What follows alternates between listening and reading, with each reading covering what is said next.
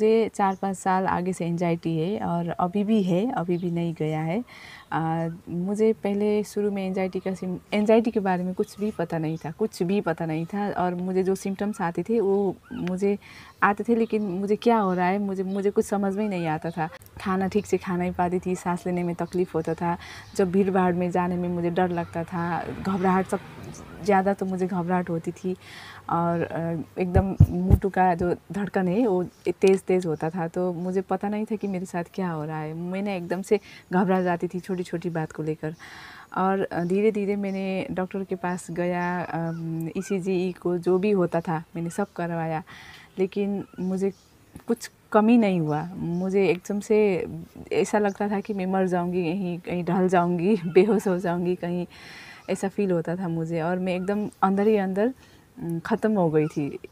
होता है ना, मेंटली जब आप कमज़ोर होते हो तो आप फिज़िकली कुछ भी नहीं कर सकते हो, ऐसा मुझे लगता था और मैं पढ़ाई-लिखाई, अपना जॉब कुछ भी ठीक से नहीं कर पा रही थी। उस टाइम पे मैंने क्या कुछ नहीं किया, मैं डॉक्टर के पास गई कि कितने सारे दवा खाया, कोई डॉक्टर तो मुझे रात को मैं सो नहीं पाती थी ठीक से, मतलब सो ही नहीं पाती थी, तो डॉक्टर मुझे स्लीपिंग पिल्स देते थे, वो भी खाया मैंने, बहुत टाइम खाया, खाती थी, सो जाती थी और लेकिन मेरा एंजाइटी कम नहीं हुआ था। फिर मैं 2-4 डॉक्टर के पास गई, सबने चेक किया, सब कुछ चेक किया, लेकिन कुछ पता नहीं चला और एंजाइटी है मुझे पता है, लेकिन कुछ दवा खाने के बाद भी कुछ भी असर नहीं हो रहा था, जो था वो बढ़ता जा रहा था, कम नहीं हो रहा था। तो मैंने होम्योपैथिक ट्राई किया, आयुर्वेदिक ट्राई किया, एलोपैथिक तो मैं ट्राई कर ही रही थी।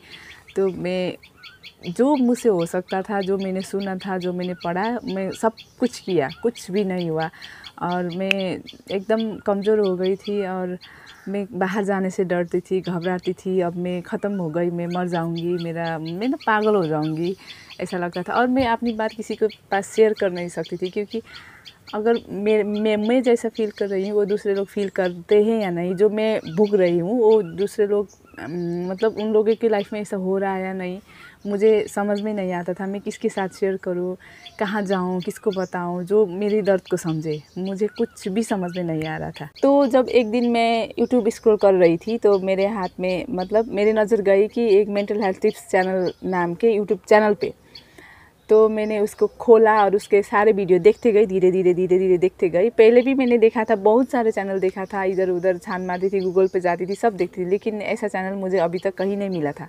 तो मैंने ऐसे ही ट्राई किया, कुछ मिल जाए शायद मेरे काम का चीज़, और मुझे ऐसा फ़ील हुआ कि मेरा प्रॉब्लम और उनका प्रॉब्लम रिलेट कर पा रहे हैं और मुझे ऐसा लगा कि शायद मेरा प्रॉब्लम उनके वीडियो देखने से, उनसे बात करने से, उनके दिए जो मोटिवेशन है वो सब फॉलो करने से शायद मेरा जो एंजाइटी है वो कम हो जाएगा, मुझे ऐसा फ़ील हुआ। और एक दिन मैंने व्हाट्सएप पे उनको कांटेक्ट किया, मुझे बहुत ही ज़्यादा हेल्प किया उनके वीडियो के थ्रू। मैं बहुत 50% तो मैं एकदम मोटिवेट हो गई थी और उसके बाद मैंने उनसे बात करके, उनके डायरेक्ट कॉल करके, उनके दिए हुए जो सलाह सुझाव है वो फॉलो करके मुझे बहुत ज़्यादा हेल्प हुआ है। उन्होंने मुझे बताया कि एंजाइटी दवा से या दुआ से ख़त्म नहीं होगी, इसके लिए आपको खुद ही मेहनत करना पड़ेगा। आपने खान-पान बदलना होगा, आपका सोने का जो तरीका है वो बदलना होगा, आपके जो सर्कल है वो बदलना होगा, आप जिस एनवायरनमेंट से गुज़र रहे हो थोड़ा चेंज करना होगा और आपने अपने सोचने का जो तरीका है वो बदलना होगा, तभी आप।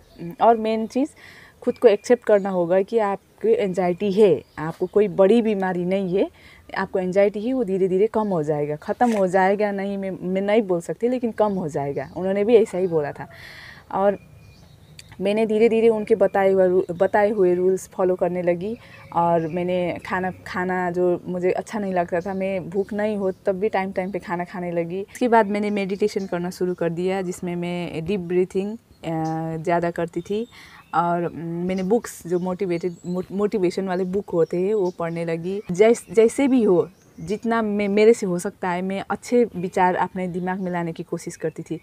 उससे पहले मुझे हर दम दिमाग में नेगेटिव और ज़्यादा ओवरथिंकिंग में मुझसे होता था, लेकिन मैं धीरे-धीरे वो सब कम करना शुरू कर दिया। तो दोस्तों, मैंने अपनी सारी कहानी तो आपके साथ शेयर किया।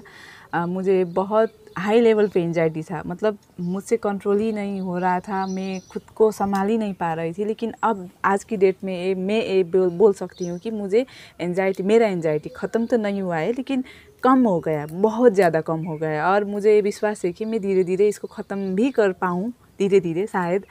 और मैंने इन सर के सारे वीडियो देखे, उनके बताए हुए रूल्स फॉलो किया, ध्यान, मेडिटेशन जो वो बताते हैं मैंने सारे के सारे फॉलो किया, और आज मैं यहाँ तक पहुँच गई हूँ और आप लोगों के साथ अपना एक्सपीरियंस शेयर कर पा रही हूँ। इसके पहले मैं किसी से आँख जुदा के बात भी नहीं कर सकती थी, लेकिन आज मुझ में एक कॉन्फिडेंट आ गया है कि मैं बात कर पा रही हूँ।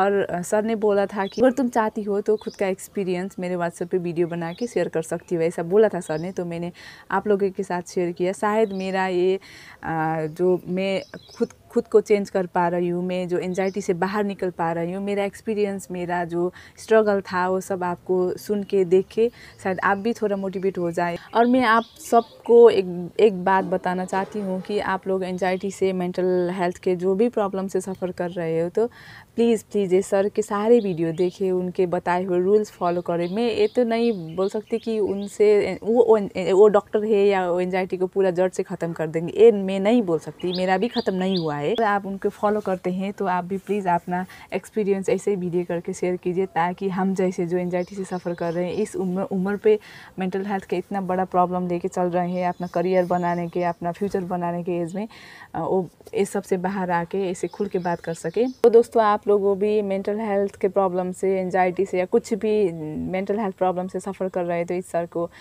इस सर के चैनल को फॉलो कीजिए, इस सर ने बताए हुए रूल्स को फॉलो कीजिए, और इस सर से जुड़ जाइए व्हाट्सएप पे, और खुद का वीडियो बना के आप लोग शेयर भी कर सकते हैं। तो मेरा एक्सपीरियंस इतना ही था, आप लोगों को शायद थोड़ा बहुत हेल्प हो गया होगा, तो मैं इतना ही बोल सकती हूँ। और आप लोग खुद का ख्याल रखिए, अपना मेंटल हेल्थ का अच्छे से ध्यान रखिए।